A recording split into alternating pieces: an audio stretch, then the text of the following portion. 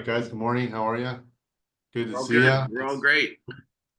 Uh, I know Mike and I have been quite busy here going forward. Deals are coming in, so don't panic. Uh, life goes on. And I was just kind of thinking about that. And when I came back into the industry back in 2000, well, I've been in the industry for longer than that, but as a manager, somewhere around 212, 213, 214 in there. Coming in, and the market was really slow when back in there, in that at that time frame, it hadn't really kicked in, and it was kind of after the Olympics there, and things were quite slow. We had a lot of realtors and a lot of people were struggling and so forth and so on and so forth. And coming into this market now that we're coming into, it's not like we haven't been here before. So don't panic about it. It's just all it really means, guys, is we're going to have to work harder for less. And that's not a bad thing. I mean, if you look at how much realtors have been making over the last 10 years, it's quite extraordinary, actually. I mean, we have a lot of realtors, and in the industry right now, making over 200,000 or 300,000, and there's some making a lot more than that, and not a small number, but a lot of realtors making a lot more than that, and some making over $1 million a year. So there's not very many industries you can get into and make that kind of money without a full education, like a doctor or a lawyer or whatever. And they go to school for 10 years doing what they do. We do our little class there, and we bellyache about it and BCFSA and everything else, and we have to do our course. But our earning potential is unlimited, and a lot of people, even in this office and all offices that we see, are obtaining those potentials, and we're seeing that every day. And even now, the numbers that we're seeing go by are steady. We're even though the market is fluctuating and it's looking like it's gloom and doom, it's really not, because the underlying work is being done, and our numbers are maintaining somewhat consistent right across the board. The issues that are coming in there are the sales to active ratio, and that means that the listings are going way up, but the sales are remaining steady.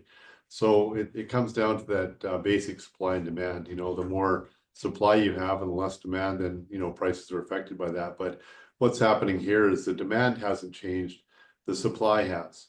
So the demand is remaining constant, but the supply has increased exponentially, and it's causing the sales to active ratios to go down. And it makes it look like the market is really slowing quite rapidly, but in actual fact, the numbers are still there, the sales are still there. So what my message here, guys, is keep one foot in front of the other and keep moving, because the business is out there, but you got to go look for it a little harder now. You have to be a little more proactive. You have to be picking up the phone, calling your leads, and so on and so forth. You're going to have to use lead gen. You're going to have to use all of the resources at your disposal to go forward. But don't panic. I mean, there is business out there, but you got to look for it, and it's going back to old school. And the old saying was, when the going gets tough, the tough get going. And that's what we're here to help you guys do.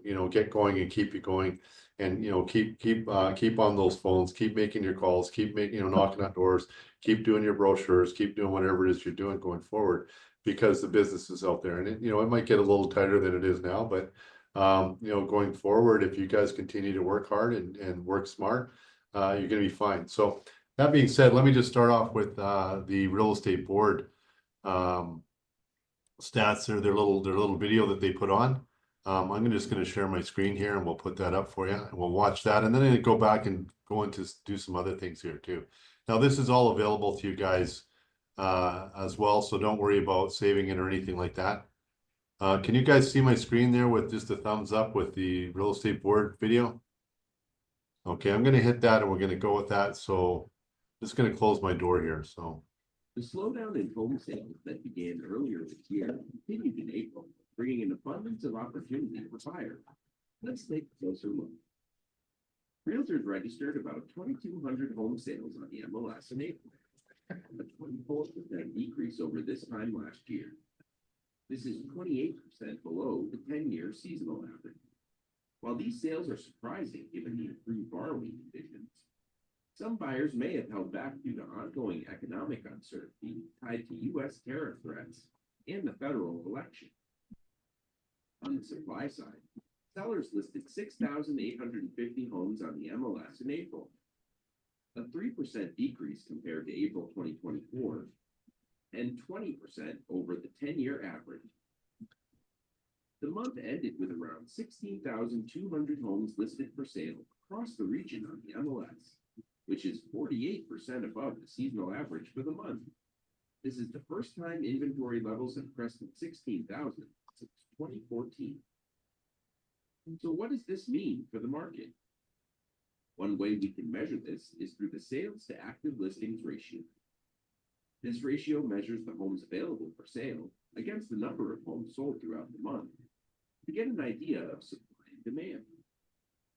Analysis of historical data suggests upward pressure on home prices occurs when this ratio dips below 12% for a sustained period. Home prices often experience upward pressure when it surpasses 20% for over several months. The market overall stands in balanced condition. April ended with this ratio at 14% for all homes. By property type, the ratio is 10% for detached homes, 18% for attached, and 16% for apartments. Looking at prices, the MLS HPI benchmark price for all housing types in Metro Vancouver in April sits at $1,185,000. This is a 2% decrease from this time last year. By property type, detached homes reached $2,022,000. Townhomes reached $1,102,000. And apartments reached $763,000. These stable prices, combined with historically low borrowing costs and balanced conditions across the market overall, provides plenty of opportunity for anyone looking to make a purchase. For further housing market information, go to the Market Watch section of our website.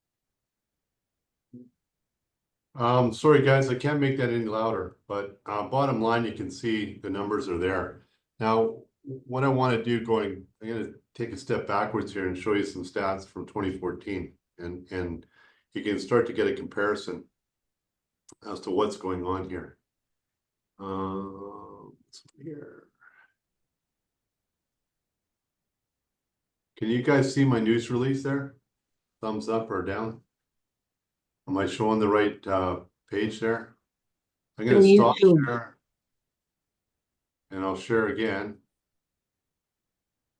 and make sure I got that. And I'll make that a little bigger for you. So the sales to active ratio, remember, that's the one that he was talking about there. If it goes over 20%, that's a seller's market. If it's balanced between 12 and 20%, less than 20%. If it goes below 12%, that means there's more buyers than there are more sellers than there are buyers, so the prices are going down. So less than 12 is a buyer's market, balance is 12 to 20, and a seller's market is over 20. So that's a supply and demand thing. This is a news release from 2024, so it's about 10 years ago. And I just highlighted the parts that I wanted to look at here. First of all, the MLS benchmark price was $606,000. So that's 10 years ago. So tell me that people haven't made any money on this market, okay? And at that time, the sales to active ratio was 14%. So we're in a similar market, but the prices are triple or quadruple, whatever it is. I think we're over $1 million, probably double what this is for the prices. So when you're talking to your clients there, that if you look at any 10-year to 10-year difference in the market from over the past 10 years, the market has always gone up, and the prices have always been positive on that one there. And I really don't expect any difference here. We're going to have a little bit of a lull going forward with all these tariff things and going on until everything gets straightened away. But eventually things will even itself out, and housing will be a positive thing. And it may take a little bit of a dip for the interim here, but overall housing has always been up over the last 10 years. So keep that in mind. And we've been here in this territory before. The good thing about it is that that the last thing that they said there, I'm just gonna switch this out now. And then you go to the current one. I think this is the current one. It's your 2025. So what I'm gonna do is I'm gonna stop sharing, make sure I'm sharing the right one with you again. So I'll share again. And I'll make sure I get the 2025 one. They kind of look almost identical. So this one here, I'm just gonna make that a little bigger for you. This is the current one. And the sales to active ratio here, you know, is altogether is 13.88%, so almost exactly what it was in 2014. And the price here, though, average price here, I can't remember where it is here. It's over $1 million, so well over that. So you can kind of see where we're at, but the 10-year over 10-year seasonal average, what they're saying here is that our prices are stabilizing. So they're really not going up, they're really not going down. So actually for us as realtors, it's a pretty decent market. That means that you take the active sales that have just happened the last 3 months or so, and you can kind of anticipate what the selling price is going to be or very close to it. You're probably not going to get into multiple offers, so you don't have to worry about that. You can probably negotiate your price a little bit better. So from a buyer's perspective, you know, if you're looking, what you're looking for is properties that have been on the market for, you know, 60, 90, 120 days. And once they're on that market for that period of time, those folks are probably either looking at going to be doing a price change fairly soon, or you can you know, give them a reasonable price that's that they're you know they're going to counter or look at. They're not just going to blow it out the door. Back in the day when it goes over 20% active sales ratio, that's when you get your multiple offers, and then the sellers can pretty much ask what they want. You got to go no subjects, all this stuff. So this kind of market for me and for a lot of realtors is not a bad one. I mean, you can put all of the subjects in there. You got subject to inspection, subject to financing, all the other stuff. The other one that I'm seeing quite a bit of is subject to sale. And I've just done one of those subject to sale where the offer came in and we got a fairly decent offer close to what we were asking. And it was a little low on that, but then our price was a little high anyway. We're a little bit over market value, but we kind of went back and forth, and we told them, because you know you're putting subject to sale, we're not going to give you a really good deal on it. You know, it's not a full firm offer. You know, we're going to have to hold the price for a while. So anyway, we came up to an agreement on that, and sure enough, when you get a subject to sale on a property, I'm just gonna stop sharing this one right now. I'll come back to something else going forward. But when you got a subject to sale, it's not a bad thing, but you got to continue working your property. So that means that they have they've got to sell their price. So the first thing that I do, and actually, matter of fact, I just talked to another one of our realtors who accepted an offer that was subject to sale too, and he asked me what my advice for that would be, and this is my advice for that. If you do get a subject to sale, and you very well might on all these listings that are out there, because people are having trouble selling theirs. So number one, what I would do is have a look at that other person's listing. And what I did is, and what I do is I do a CMA on the property that they're selling. And I want to know that if the property they're selling, if they've got a reasonable price, and if it's marketed, you know, being marketed properly, and so on and so forth, before I go back to my seller and say we should accept this offer or not. And of course, you're going to have that conversation with your seller as to what, you know, what the consequence of this. Are you going to tie up the property? Are you going to, it's going to be off the market? And in a way, it kind of is off the market. So it is kind of a negative. But if you've got to kind of take the negative and the positive. What I always do when I have an accepted offer that's subject to the sale, I post that right on the MLS. So I put, you know, pending offer, subject to sale, bring your best offer anyway. So you gotta post that on the MLS to say, look, guys, yes, we've accepted an offer, but it's subject to sale. And most realtors know what subject to sale means. That means it's not a firm offer until, you know, they remove all subjects. So there's still a subject out there. And what we do with a subject to sale contract to purchase and sale is you always put a time clause in there. And what the time clause says is it says that, you know, if you get another offer, you can give them a certain period of time, 24, 48, 72 hours to remove their subjects, or if they don't remove those subjects, that contract is dead, null and void, and you can accept the new one coming in. And that puts the pressure on the buyer to, you know, move it along. And the other thing that you're going to do as well when you have a subject to sale is you're going to continue to market your product. So you want to get out there, you want to host, you know, make sure you're hosting your open houses, make sure that they're, you know, you've scheduled them and they're on the posted on the MLS.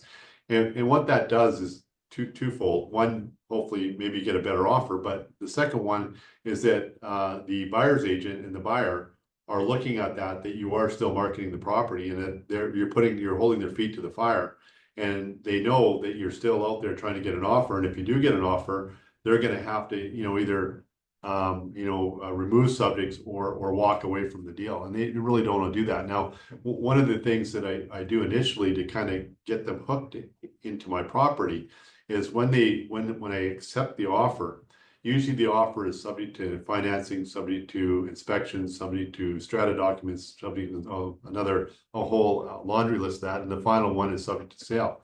Well, what I ensure they do is they remove all of the subjects except for the subject to sale. And one of those subjects that I want in there is subject to inspection. And any reason why I'd want a subject to inspection in there, anybody know? Elma, why would I have a subject to inspection in there, or want them to have a subject to inspection? Gavin, do you know? Why would I want them to have a subject to inspection?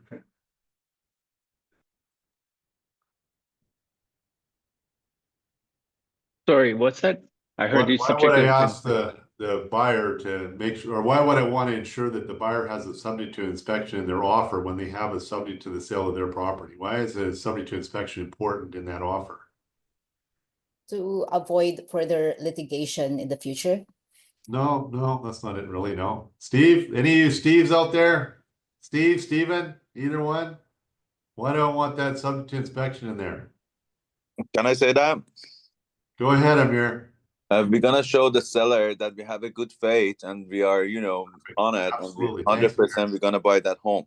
Yeah, they got some skin in the game, so they have to pay $500-600 for that inspection, and that's really what I want. That's that hook I want in there. If they don't do that, then they got nothing in the game. They can walk away. But if they got 500 or 600, that's better than nothing. It's not great, but it's better than nothing.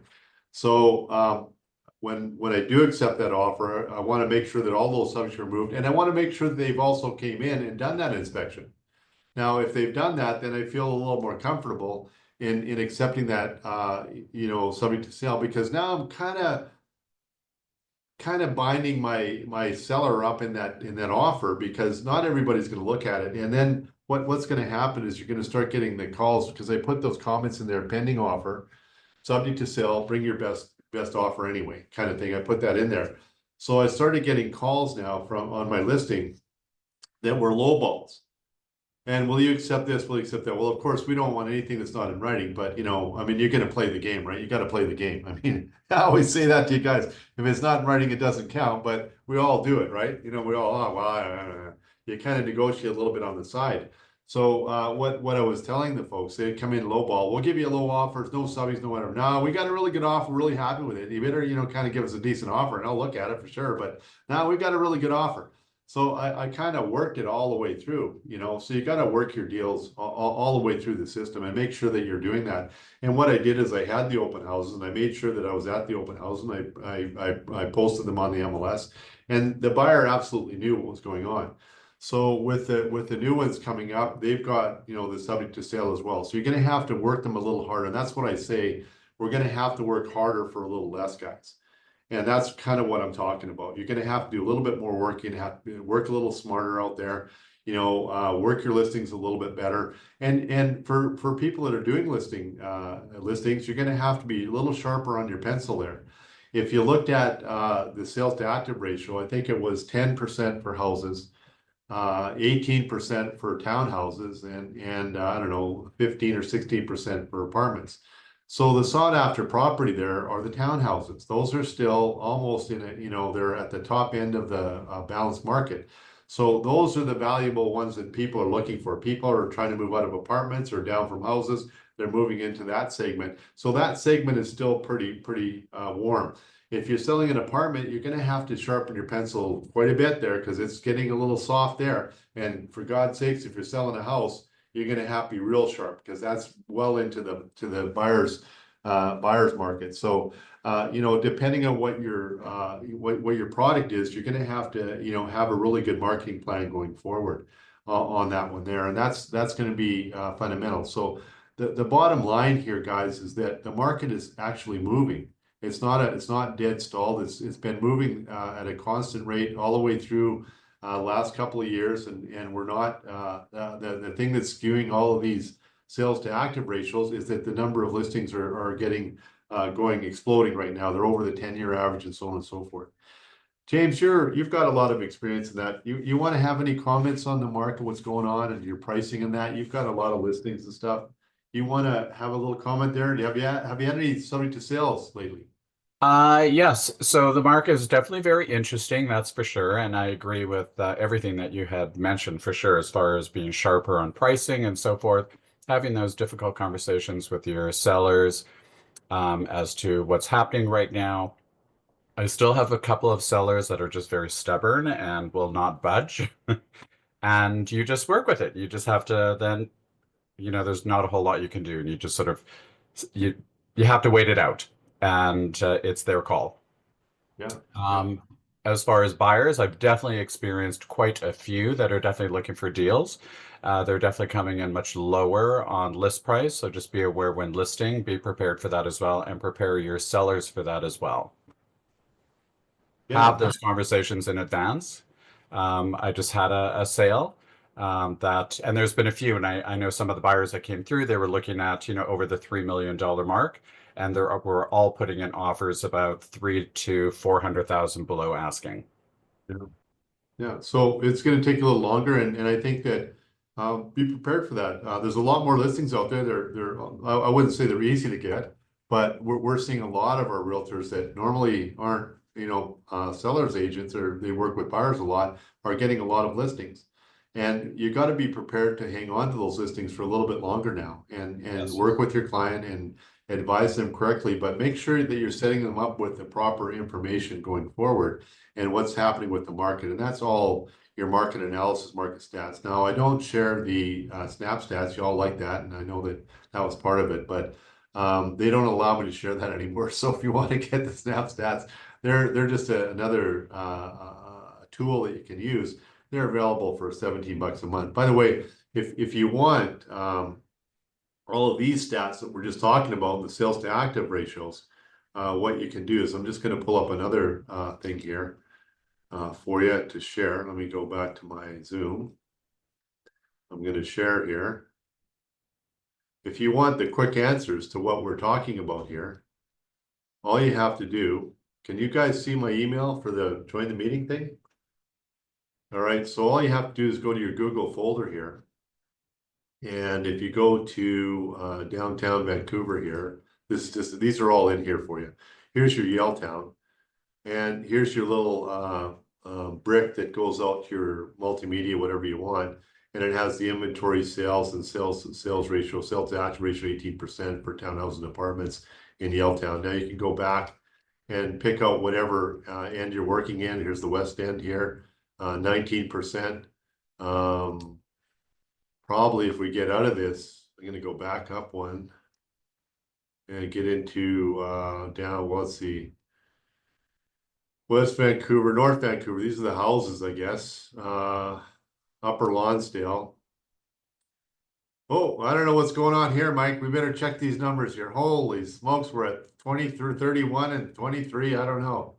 So we'll have to have a look at those. It's not matching up with what I'm getting on the real estate board. Upper Dalebrook. I don't even know where that is. Yeah, these might be skewed quite a bit as well, because if you're picking out a certain little area, it looks like it has an inventory of 11, sales of 4. This is an actual number, but does it show the whole area and what's going on in that area? So you know, be careful of what you're putting out there. you want to double check everything to make sure it's accurate in what you're doing. But I think what happens here is this whole thing precipitates those conversations, like James said. You got to have some conversations, long and deep with your clients as to what's going on in the market, what's happening, and have a really good look at it. And I would have a plan and an alternate plan. So, I'd say, look, Mr. Seller, I know that you want that. I know that you did all these renovations and you're all that. But the market isn't supporting what you're saying. And unfortunately, that's the way it is.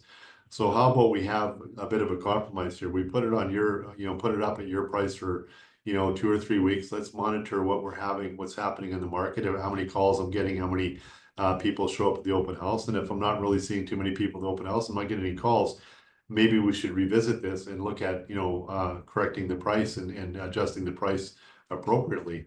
And one question I ask people is that, and I know the answer to these questions already before I even ask them, but I asked the client how much they paid for it. And in a lot of cases, maybe last one, it was a townhouse that, we were selling for $1.2 million and they had paid $900,000 for it. I said, you're going to make $300,000 on this thing, and that's tax free. So, I mean, I kind of point that out to them that, even if you got $1.15 million, you're still $250,000 up on this thing in 2-3 years. You've done pretty good on it. And that's the overall, suggestion that I'm making on that one there. So you want to kind of have these conversations in your back pocket, but you got to know the stats in order to do it. You got to be doing your homework and be doing your CMA. So if you do accept, just going one step back, if you do accept a subject to sale, make sure you're doing a CMA on that property as well to make sure that they're well priced in that one there. The last one I did, they were a little high, but I knew that because they had paid for their inspection and they had put their offer in and had an accepted offer, that they would probably accept a little less if the offer came in and the market moved. And sure enough, they did. They probably accepted $100,000 less than they would. I think they had it listed. It was a 2-bedroom downtown here in Falls Creek for $1.1 million, and I think they accepted about $1 million, just under $1 million for it. So and that was because they already had a place that they had bought. They already had their sites going forward. They had a place in mind. It was a better place. It was larger in an area that they wanted, and they decided to take a loss there to gain here. So, those kind of things are out there. So expect your listings to take a little bit longer. For your buyers, same education. Look for the listings that have been on for 30, 60, 90 days. The longer the listing, the more you're going to be able to negotiate, and make that call to the realtor, say, are you guys negotiable on this? And that gives you a heads up right away. I know you've been on for 90 days. Is your seller, negotiable? We'll bring an offer, but it's not going to be full price. I'm telling you right now. Will you look at it? Will you consider it? And those little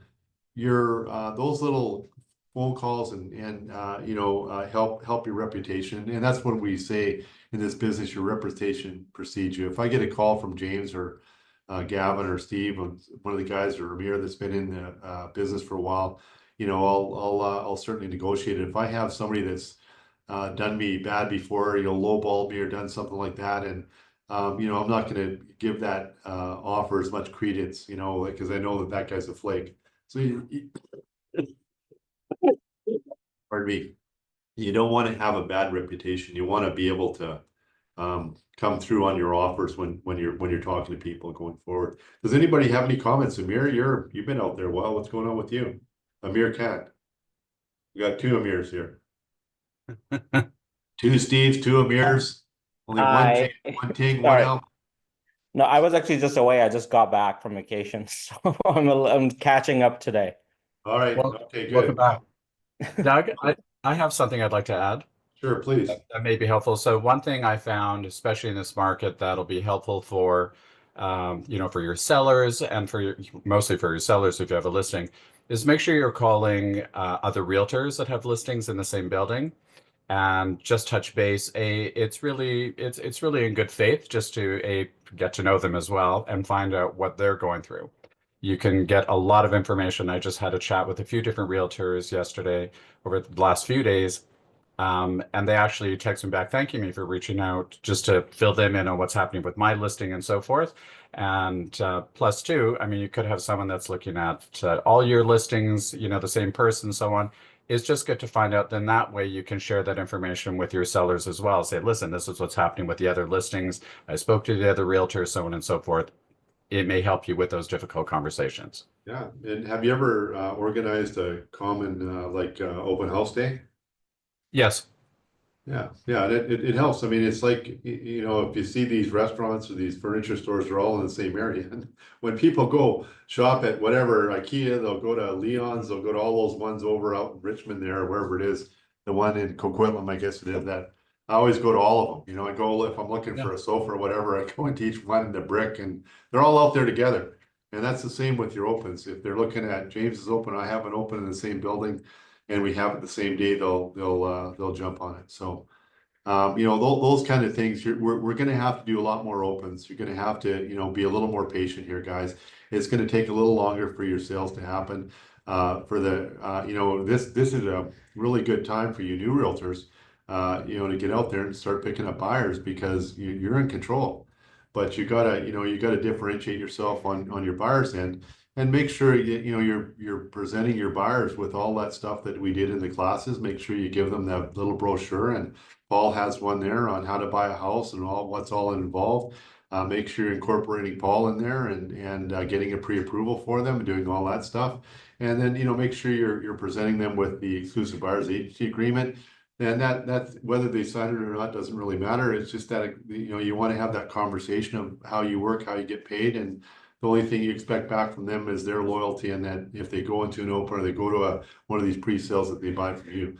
I don't know what's going on with the pre-sales. All I hear is it's not very good over there. So they're having a tough time, and I know that Rennie laid off a bunch of people. So they're obviously feeling it in that side of it there. So that being said, I would expect that if my client does want to buy a pre-sale, that they would really want a realtor, because you can go in there and negotiate a price for them. So don't forget about that. If they're looking at pre-sales, say, look, even more so, you want to use me, because even though the developer is offering such, they may accept a lot less than what they're offering. So please, you know, keep me in mind, and I'll negotiate that for you. We'll get the best deal we can. So you know, there's a lot of opportunity up there, but you're going to have to work, and you're going to have to work a little harder, and everything you're doing a little longer, a little more. But if you're working and you're coming to the office every day, or to your office every day, and you continue on and keep moving one foot in front of the other and keep trudging along, you're going to be there. So don't lose faith. And for new realtors, great time for you, great opportunity, because it's a buyer's market, and that's who you're looking for when you're doing these open houses for other realtors. Start picking up buyers and working with them. Is there any questions then for me for that part of the thing? I think Amir has his hand up there. Does he? Yeah, I do have a Whatever. question, Doc.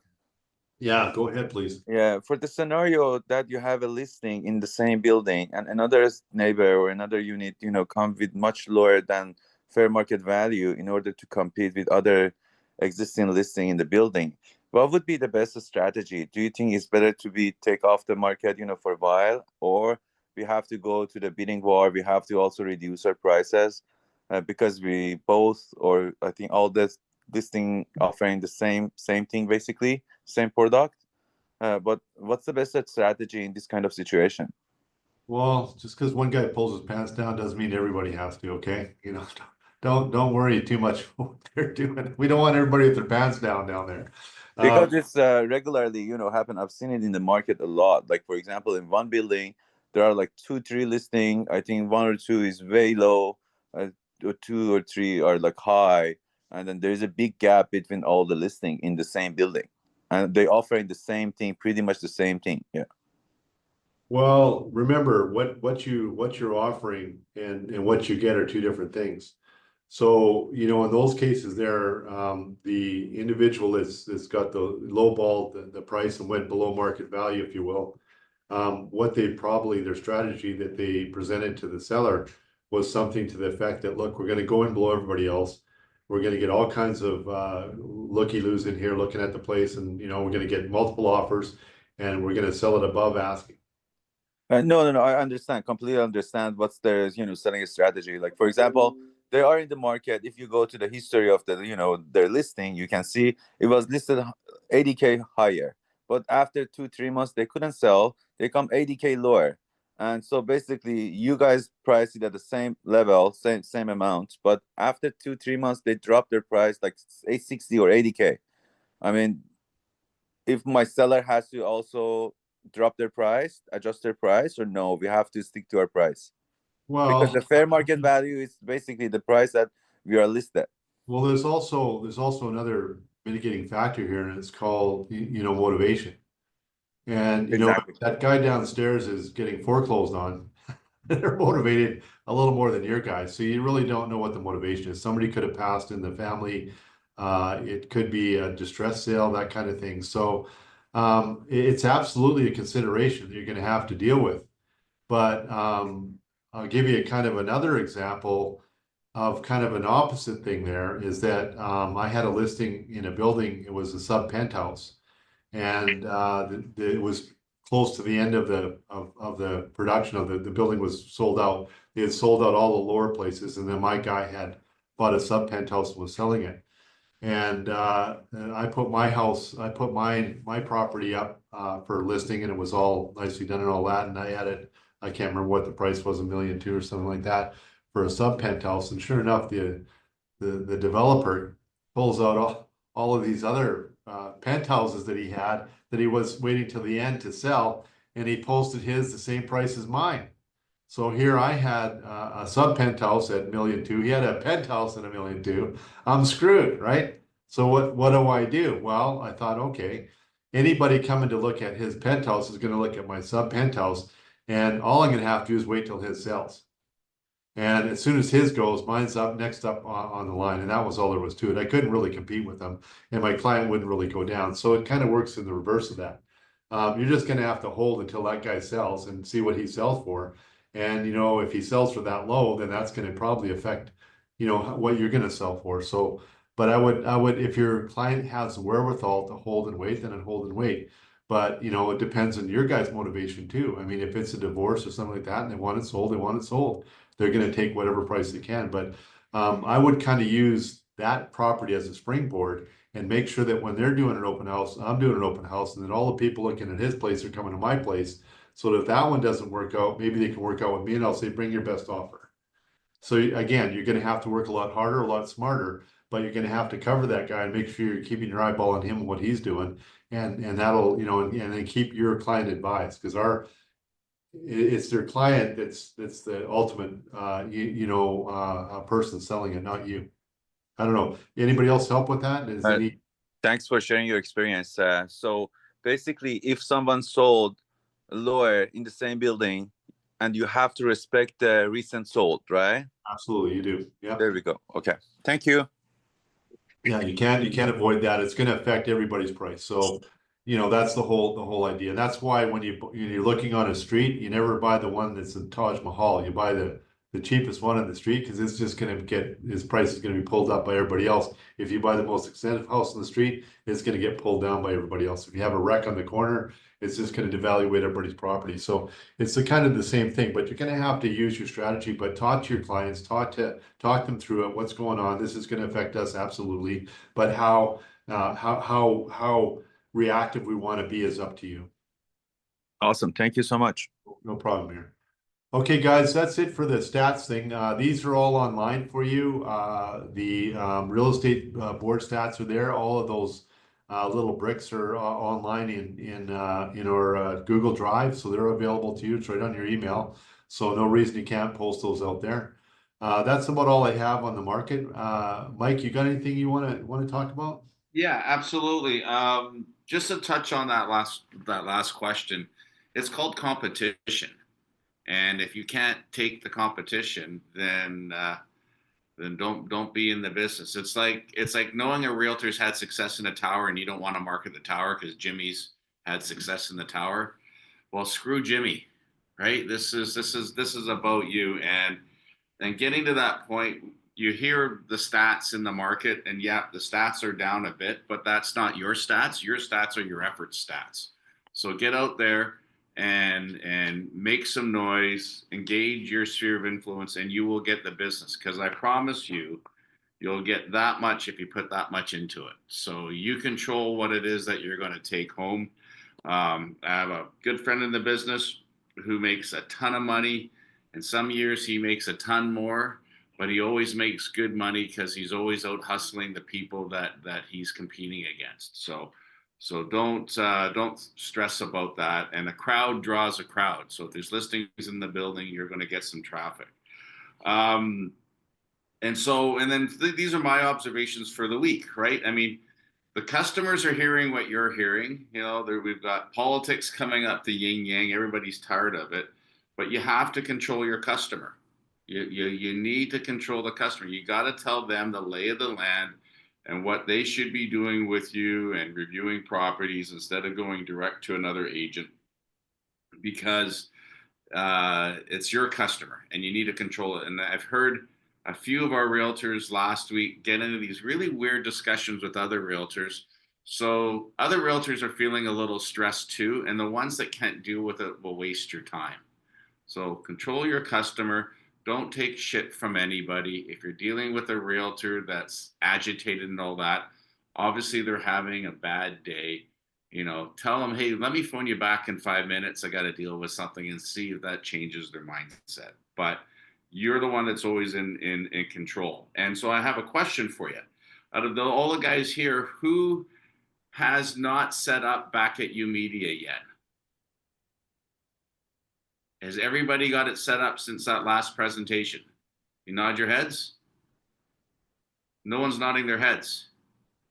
All right. Alma, do you got Back at You Media set up yet? Yeah, okay. Mr. Khan, do you got Back at You Media set up yet? I'm working on it. Well, he was the one they did the demo on, wasn't it? How about yeah, he's got to reenact it. And the two Stevens, how about you guys? Yeah, I got it going. Okay, good. I want to make sure, because that is like, I had a broker meeting last week, and so many of us are so impressed about the new add-ons that they have, that I just want to make sure you guys are doing it. Stephen Lang reached out to me this morning. He has a beautiful house in Maple Ridge that needs someone to do opens for this weekend. So if any of you can, could you please reach out to Stephen? He needs a favor, and I need a favor to help Stephen. Speaking of the stats, Angeli does all the stats and the bricks for you guys to post on your blogs and your social media, which you should be doing every month. If there's a neighborhood that's not there, just simply ask her. She has the data. We can put together the pretty marketing piece, and it's ready for you to go.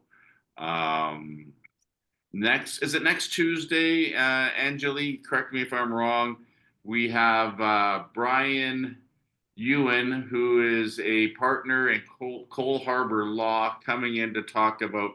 We will have him on the 27th. We don't have sales meeting next Tuesday because holiday on the 19th. Okay, so on the 27th, Brian's coming in person, real estate liquidation, probate, wills, tough conversations to have, but we all go through it. So it's a personal thing for you guys to get ready for when something like this happens in your family or your sphere of influence, and also your customers, right? Who's this guy, Mike? Brian Ewan. He's a partner at Cole Harbor Law. Rihanna Foster. Okay. Rhiannon He's a lawyer. He's a lawyer. Yeah, Cole Harbor Law partner. Okay, so put 2 and 2 together. I'm good. Okay. And you're lucky you're just over there. And so so he's going to come in and educate us on what to expect, the jargon and stuff, and how to get ready for it. And if you know somebody that could obviously use his services, then it's your job to say, hey, do you have your estate planned out yet? If not, you should get it done now before it becomes an awful mess for your family down the road. That's all I have for my notes today, guys. The market is what the market is. The election's over. Let's see if the proof's in the pudding about the what our fearless new prime minister is going to do. But my focus is in our backyard. My focus is your backyard. If you need help, please ask for it. Anna, our new receptionist at the front desk, is doing a lovely job. But what I always suggest is when you send her an email to get stuff done, please ask her to confirm, and please ask her to communicate with you when it's done. That's her instructions as well. But it's always nice to know when you've asked for something to get done and it actually gets done. But yeah, she's a lovely fit. She's quite the personality. So come on in and say hi to her. I'm sure you'll like her as much as we do. That's all I got. Does anybody? Oh, we are doing a lot of deals. We're punching over our weight. I mean, I know Amir did two this week. James has killed his penthouse, a big 3.2 million, I think it was. I know Rhiannon's done, Walton, Tyler, Chantel. There's deals happening, guys. So it's just, and they're not doing anything different than what you should be doing, which is just working a little harder and getting yourselves out there. So if you need help, just ask, please. We're here all day, all long. That's all I have. Doug, I'm going to let you go. I'm not going to do any dancing or anything. I'm just going to say, be good out there, guys. Have some fun.